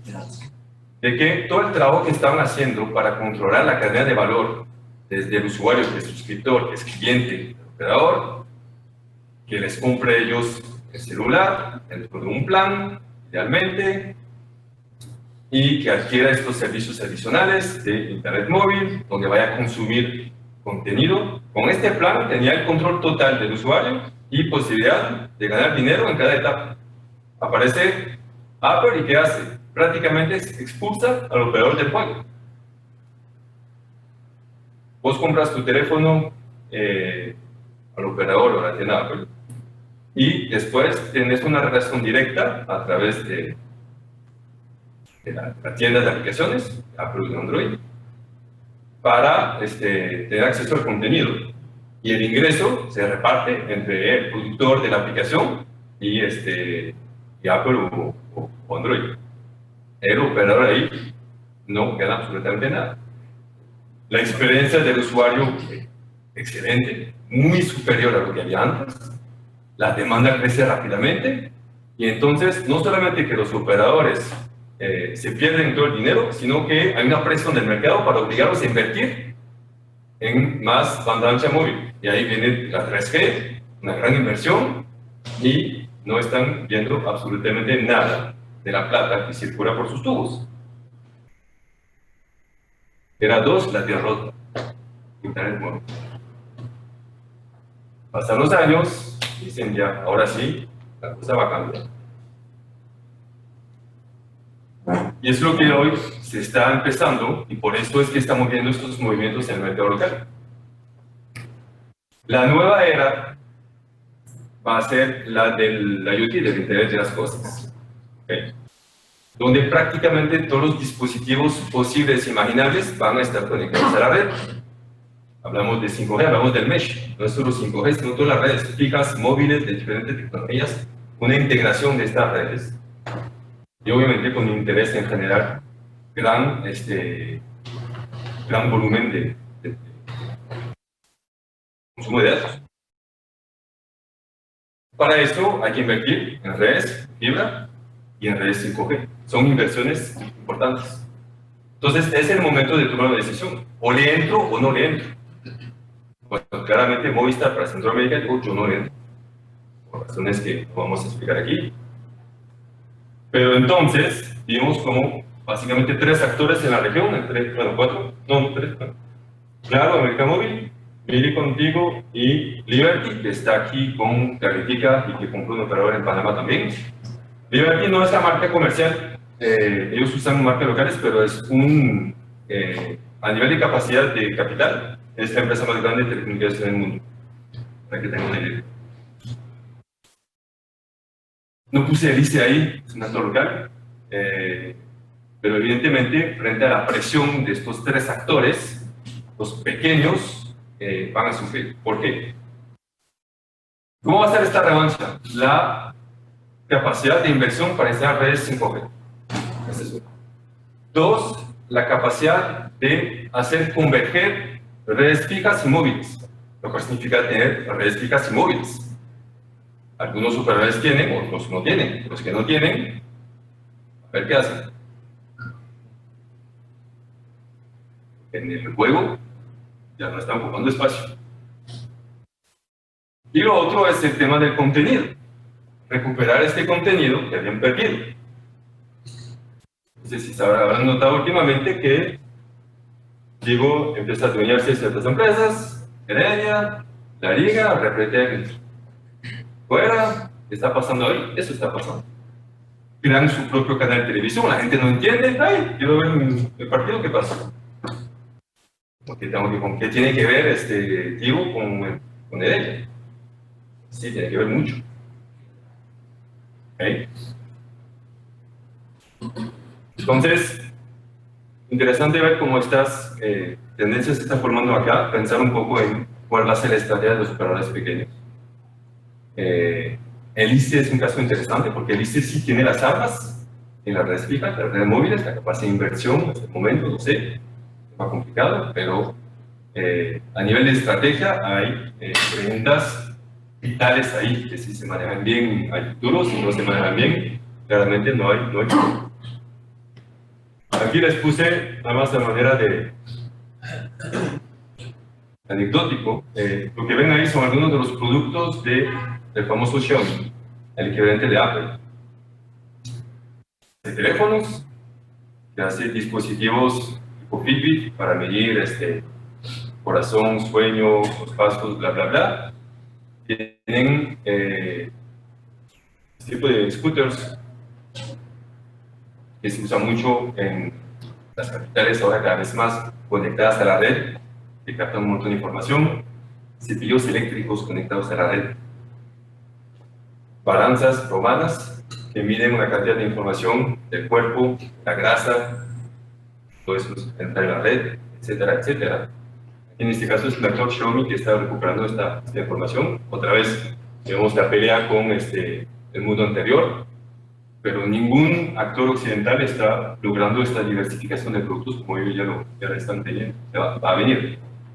Entonces todavía va a haber como una lucha entre los fabricantes de dispositivos y los operadores.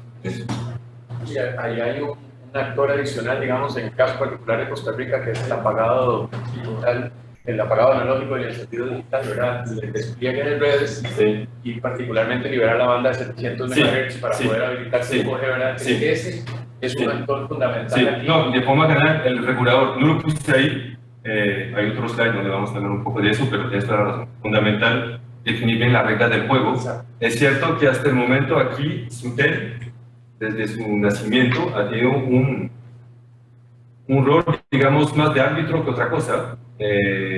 La pregunta ahí es saber si también a Sutel le compete definir cómo el mercado tiene que desarrollarse, tiene qué tipo de servicios necesitamos, qué capacidad de inversión tienen que tener los operadores. Consecuencia de esta era 2 es que los operadores, viendo que no lograban competir con eso, empezaron a pelear entre ellos, a bajar precios y a perder mucha capacidad de inversión. Entonces se perdió mucho tiempo ahí, claramente porque no estaban del buen lado de la historia.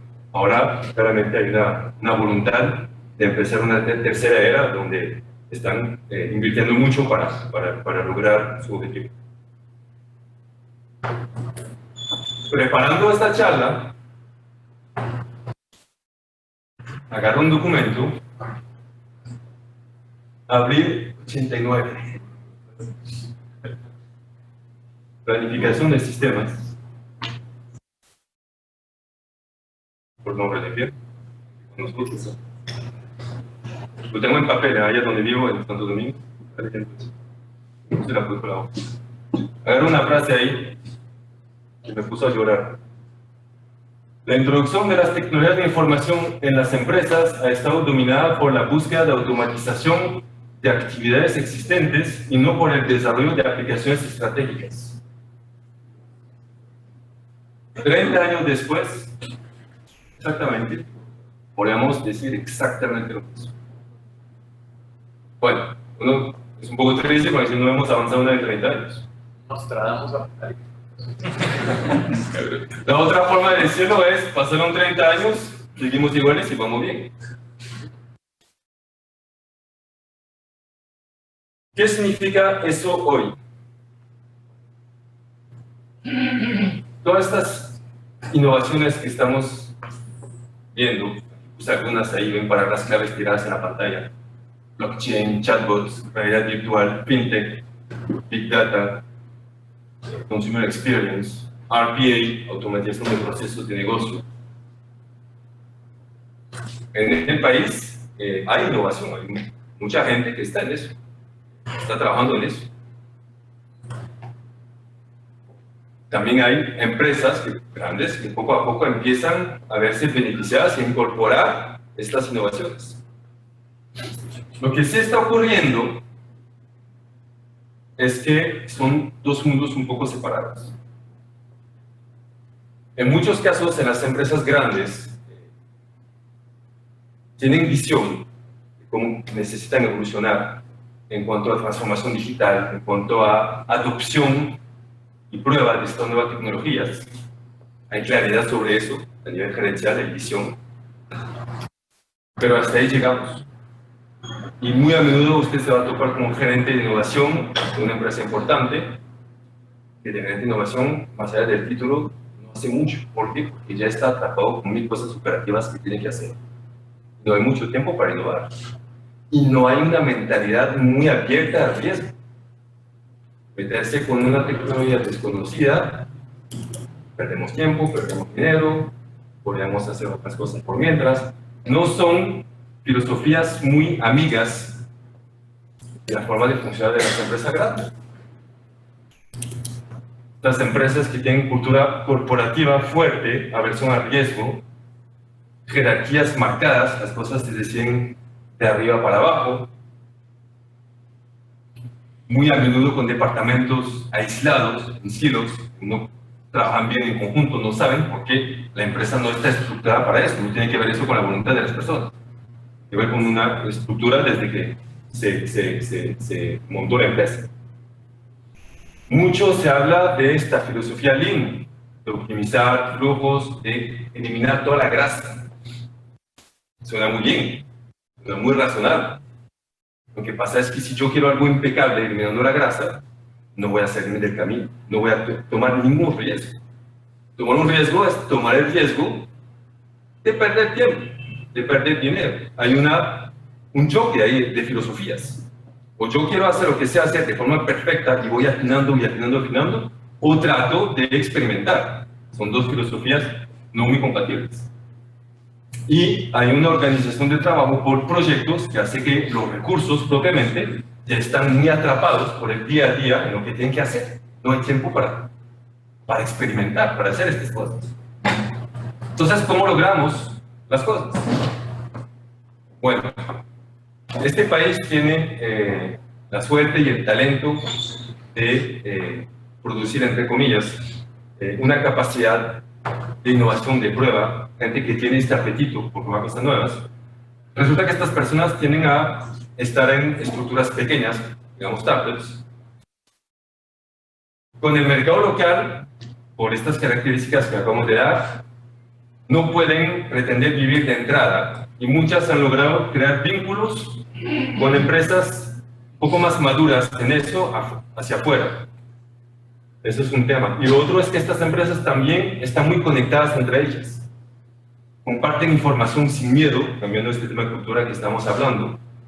Y las personas que están en estas empresas no tienen este miedo al riesgo. Yo pensaba, me puse un poco a ver eso de cerca, que solamente ahí había jóvenes que querían jugar con tecnología, experimentar, pero gente como que todavía no tiene en mente que en la vida en un momento hay que sentarse y tener una casa y ir al banco para pedir un préstamo, etcétera, etcétera, que eso uno no lo hace y se anda con una actividad totalmente incierta.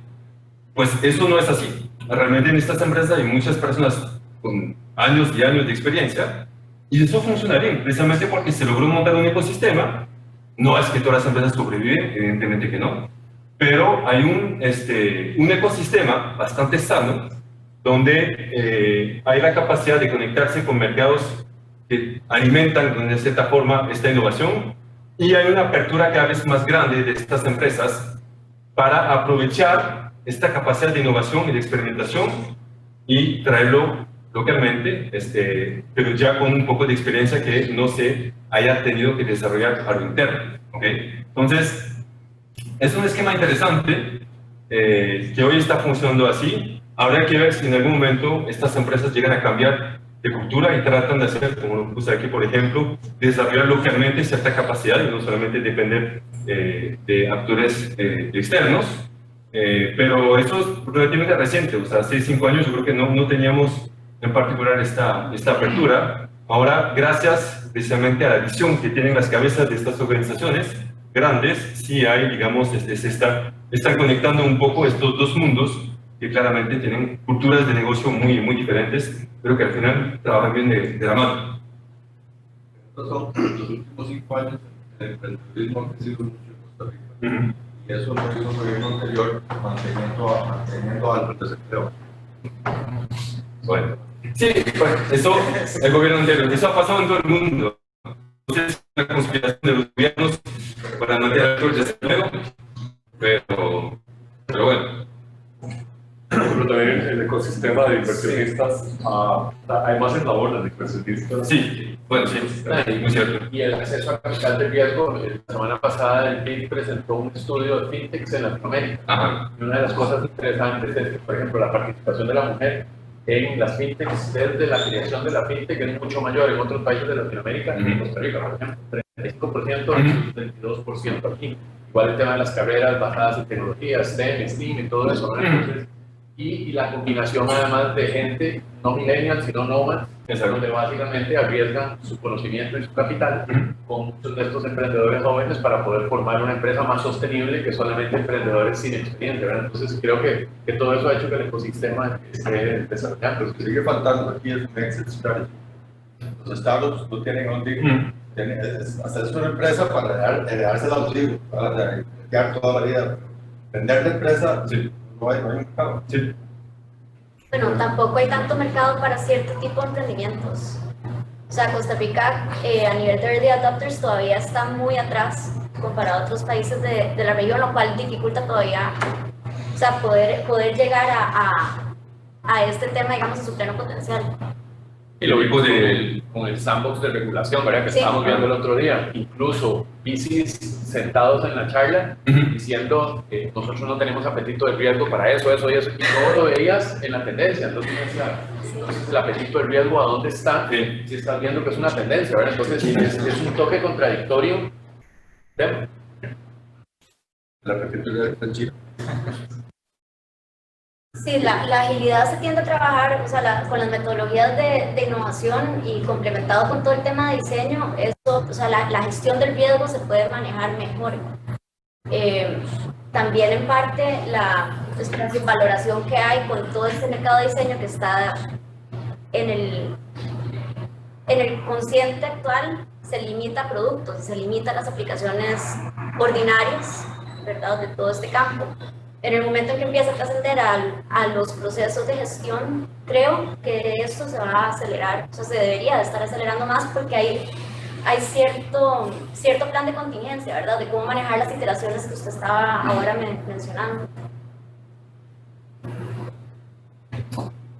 Y para cerrar, una última perspectiva sobre... ¿Qué pasó? Sobre un poco la transformación... Ah, ya. Ok, un pequeño break.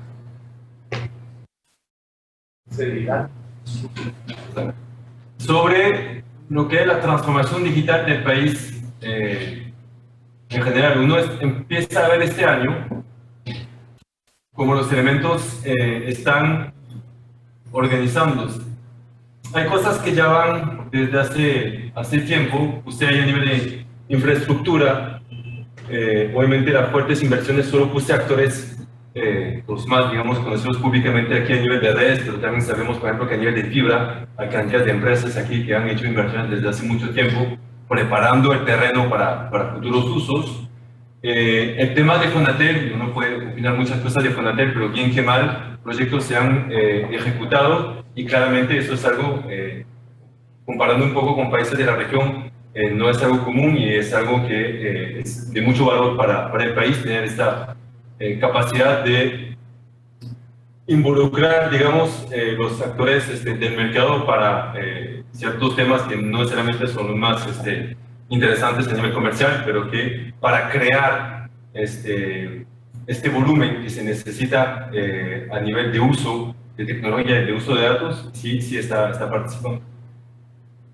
El tema del gobierno digital, que es un largo camino de sufrimiento, lágrimas y otros dolores en el país desde hace muchos años, vimos el lanzamiento de una estrategia de transformación digital a nivel nacional.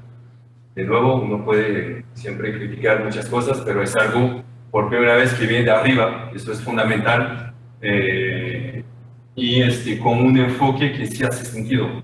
Una cosa es obviamente el diseño, otra cosa es la ejecución, pero uno puede observar que sí ya se empieza a ver una intención de poner las cosas en orden del lado del sector público, y ya, bueno, pues ciertas iniciativas que ya tomemos, algunas más viejas que otras, pero que igual están, de la factura digital ya son temas que ya están en la vida diaria, que tampoco con el 100%, pero es un avance importante. Eso a nivel del sector público. Lo que es importante del sector público es que tiene una capacidad de generar volumen y de atraer más poblaciones que los famosos early adopters que mencionabas, para lograr este volumen y estas prácticas, estas culturas digitales que después van a beneficiar también al sector privado. Y obviamente lo que hablamos ahora con Luis, el tema de la regulación, que definía un poco las reglas del juego. En cuanto a lo que son los usos digitales, puse ahí algunos iconos para ubicarnos, ver cómo las cosas se están moviendo.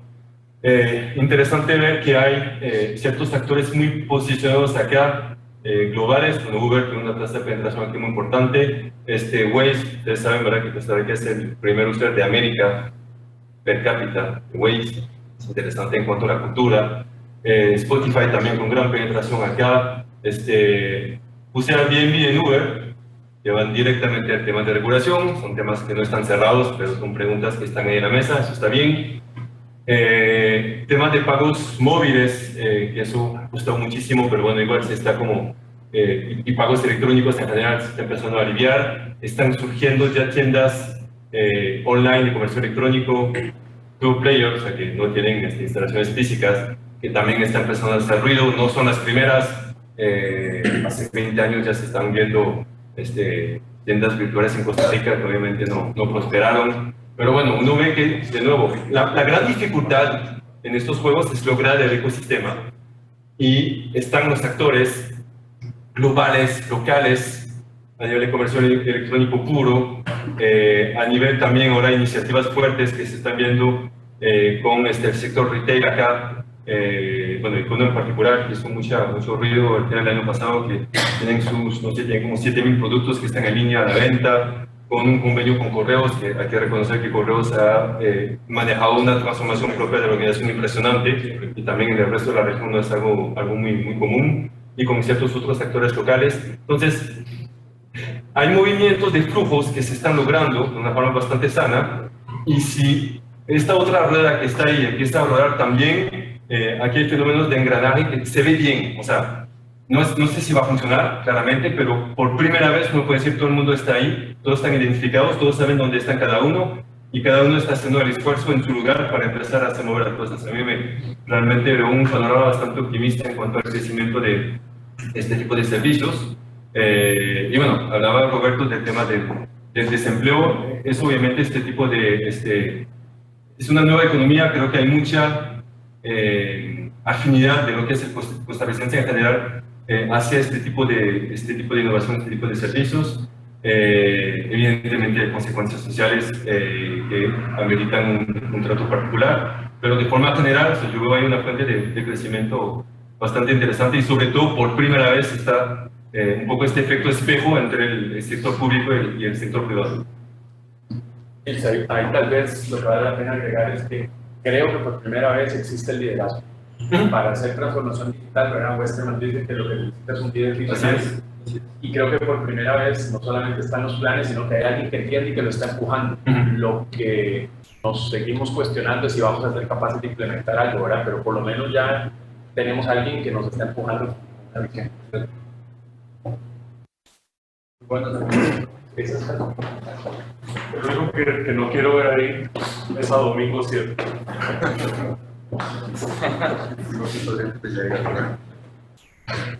Perdón. ahora es una vibra. Me ha gustado mucho el recorrido que hemos hecho. Parece que ayuda mucho a balancear cosas, ¿verdad? Uno ve esta lámina y pareciera que eso fue un accidente, digamos. Pero Gil está rescatando ahí que hay elementos como para hacer una buena cena. Por accidente, no sé. Pero ahí está. El otro día hablamos de qué buena cena es un pescado bien fresco con un vino bien añejo.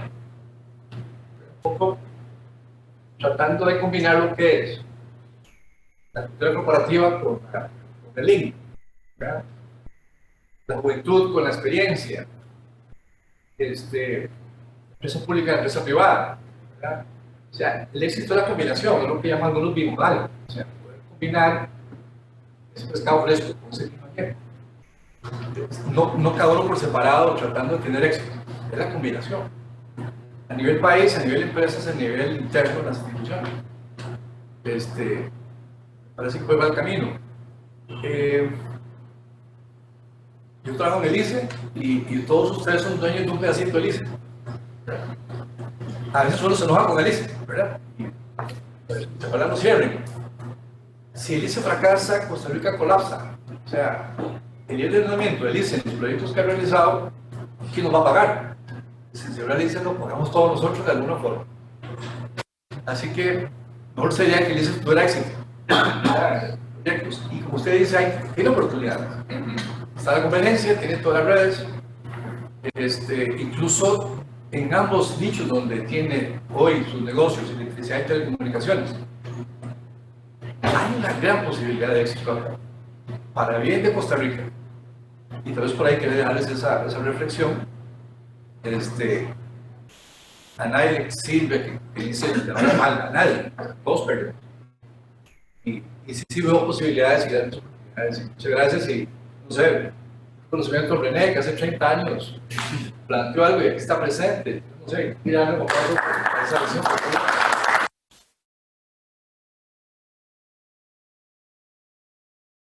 Muchas gracias. Bueno. En ese panorama, en ese ambiente, hay un elemento muy importante que no está en la lámina, pero ahí está y es un gran desafío. Y es que para la nueva economía digital, ¿verdad?, que se está desarrollando en el país, la generación de talento es un problema. El sistema educativo está funcionando para una economía tradicional, industrial. ¿Ya? Nuestros estudiantes desde la preprimaria hasta la universidad están muy lejos de la tecnología, muy lejos de una buena formación matemática, de formación científica, y eso es grave porque, digamos, en la economía digital, el corazón de la economía digital es que el valor se crea con conocimiento y con tecnología, mientras que en la economía industrial el valor se crea con insumos, básicamente, insumos físicos. En la economía digital es con conocimiento y con tecnología, y eso lo hace el talento. El talento es el que combina el conocimiento y la tecnología para crear valor, y esa formación es la que nos está haciendo falta para, digamos, poder asegurar todas estas combinaciones que se dan para esta nueva economía. Yo veo en la estrategia de transformación digital que se está impulsando una ausencia en tener una estrategia de cómo transformar la educación. Y el gran problema, el gran desafío de transformar la educación es cómo creamos un nuevo maestro, cómo formamos un nuevo profesor. Cuando uno le habla de esto a la Facultad de Educación en la Universidad de Costa Rica o en las otras universidades, ellos reaccionan muy a la defensiva, ¿sí? No quieren transformar su forma de crear maestros. Voy a traer el caso, por ejemplo, de Finlandia, ¿ya? ¿Cómo hizo eso? Entre nosotros, quienes escogen la profesión de maestros son los que rehuyen de la tecnología y de la formación ingenieril. Entonces, nuestros candidatos a profesores no son los más apropiados para la economía digital. Entonces, ¿cómo atraer a mejores mentes para ser los profesores?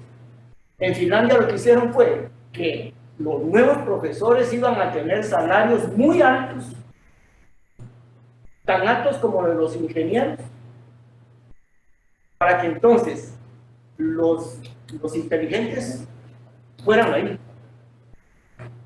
Y ahora tienen una nueva generación de profesores que son los adecuados para impulsar, sobre todo Finlandia es muy fuerte en diseño, en innovación. Y entonces eso ha sido posible porque las mentes más apropiadas han llegado a ser los profesores de esa nueva economía. Nosotros aquí estamos todavía ante ese problema de cómo vamos a crear una nueva generación de profesores que sea adecuado para formar el talento que necesita la economía digital.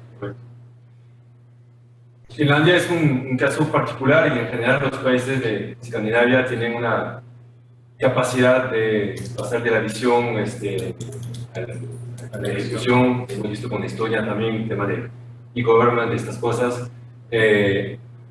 Para bien o para mal, en el resto del mundo funcionamos más esperando el aguacero y a ver cómo nos movemos. La disrupción digital ya está tocando el sector de la educación. Los muchachos ya no están esperando, se forman solitos. La cantidad de cursos que hay online que preparan a estos nuevos trabajos están ahí muy baratos, muy accesibles, y ahí ya no importa el título, importa la experiencia que uno haya podido adquirir en los talleres o los ejercicios que hay ahí. Y así es como, o sea, el mercado busca soluciones sin esperar que nadie arriba se la esté dando. Entonces, es muy difícil ver, o sea, como usted lo acaba de decir, tiene que haber una visión y una voluntad política increíble. Eso me recuerda, de hecho, una situación que pasó aquí con los profesores de inglés, que tienen salarios como todos los profesores, y el mercado con mucha necesidad de gente bilingüe, entonces, prácticamente sacando cantidad de personas de ahí. Y bueno, entonces, ¿cómo reaccionamos a eso? ¿Podemos subir únicamente el salario de los profesores de inglés? O sea, son preguntas complicadas. En cuanto a la formación propiamente, también viene otro tema clave, que es el impacto de todos estos fenómenos sobre el mercado laboral. Lo que hoy se está diciendo básicamente es que para sobrevivir en este mundo, el conocimiento no sirve porque caduca muy rápidamente. Lo que importa son 4 cosas. Uno es entender cómo funciona la tecnología, no tener el miedo para poder interactuar con esto. Eso es uno. 2, tener empatía y ser capaz de entender a las personas. Todas las actividades relacionadas con la psicología humana, empezando con la simple venta. Las ventas no se van a automatizar, implican el desarrollo, digamos, de ciertas habilidades que hay que procurar. 3, creatividad, generar ideas. Hablamos de inteligencia artificial, posiblemente en términos inadecuados. No inventa, o sea, la inteligencia artificial ejecutar lo que se le pidió que ejecutar, punto. No, entonces, es que programa música y hace pintura. No. Lo que hace es agarrar obras existentes, hace una mezcla y sacarlo. Pero no es nada nuevo, o sea, que esté saliendo de la nada, no hay esta capacidad. Y la última, que es un tema particular, pero que no, aún así vale la pena mencionar, es todo lo que tiene que ver con trabajo manual, que eso va desde artesanos hasta un odontólogo. La capacidad de la mano difícilmente la va a tener la tecnología a corto y a mediano plazo. Entonces, se está pensando mucho en cómo desarrollar estos 4 ejes, no necesariamente todos al mismo tiempo, pero sí, o sea, lo que estamos viendo es que las personas ya están más bien esperando un poco del sistema oficial de educación, buscando otras vías para capacitarse, para formarse a estos nuevos retos, y bueno, hasta que alguien empieza a darse cuenta de que esto es una disrupción fuerte y que haya que tomar decisiones. Yo creo que vamos a tener que esperar que el agua llegue hasta aquí como para que se muevan las cosas. La historia lo demuestra. Yo aquí quiero agregar algo, porque sí es importante esta parte, y es la confianza creativa. Y aquí opinión controversial, pero yo sí creo que todas las personas son creativas. El proceso de vida demuestra otra cosa, pero que se pueden volver a reforzar las conexiones creativas en el cerebro, sí, porque también se ha comprobado. Entonces, si bien las economías tienden a echarse para atrás y a esperarse a que la ola les reviente encima, también existe la posibilidad de hacer un leapfrog a lo largo de las generaciones, desde la creatividad, para poder estar más aptos a la integración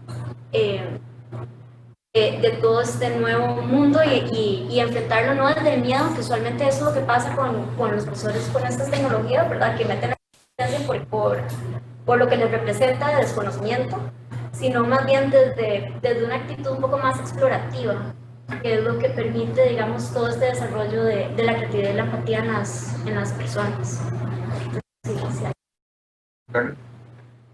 Sí, yo creo que el pedirle que a los maestros del Ministerio de Educación o de las universidades, especialmente las universidades públicas, que se mantengan, digamos, al corte de los avances tecnológicos es difícil.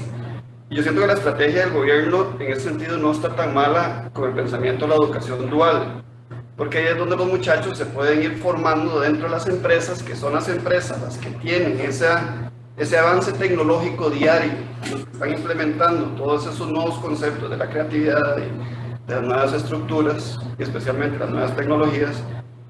Y entonces darles esa oportunidad al muchacho, que en el aula se forme tal vez más en la parte teórica y en las empresas con la parte tecnológica, pienso que eso es lo que le está apostando el gobierno. Entonces, más que tratar de impedir o de dificultar ese proceso, deberíamos de catalizarlo, de permitirlo, para que los muchachos puedan realmente obtener ese componente dentro de la empresa.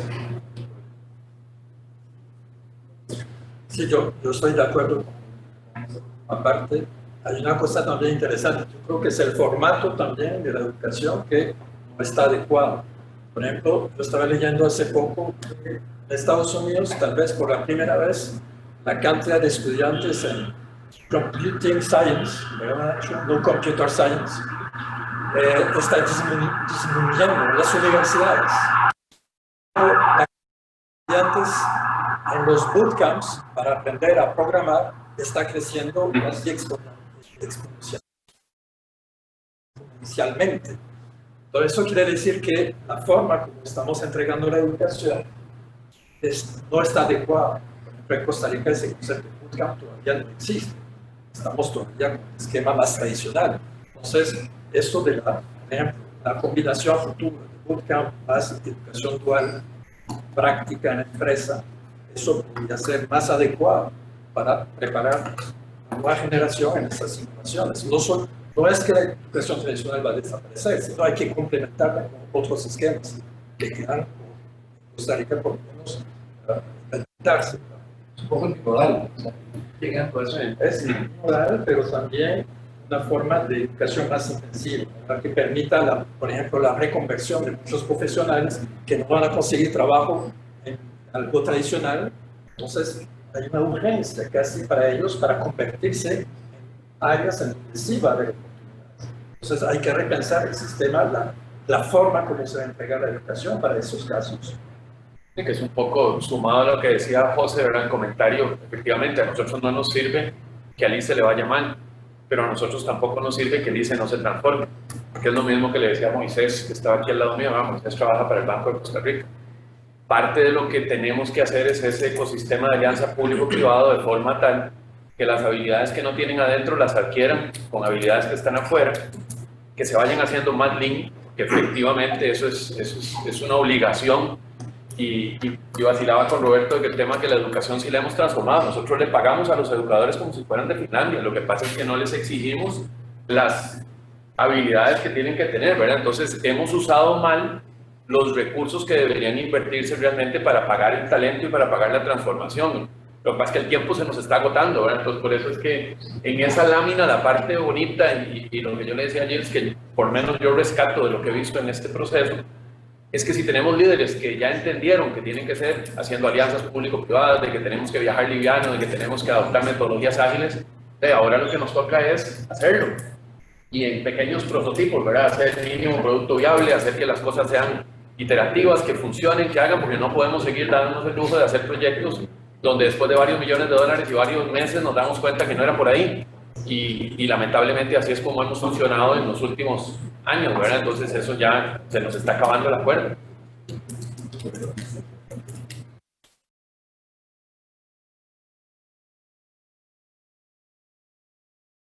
¿Preguntas?